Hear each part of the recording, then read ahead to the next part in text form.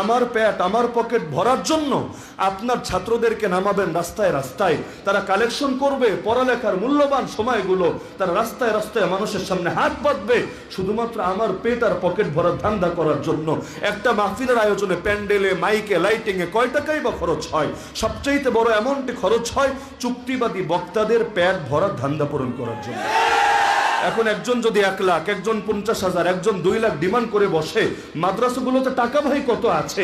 এক একটা কওমি মাদ্রাসায় যান, আমরা যেহেতু মাদ্রাসার সাথে সম্পৃক্ত ছোটকাল থেকে দেখে তো আসছি, অধিকাংশ কওমি মাদ্রাসার শিক্ষকরা নিয়মিত বেতন পায় না মাদ্রাসাগুলোতে।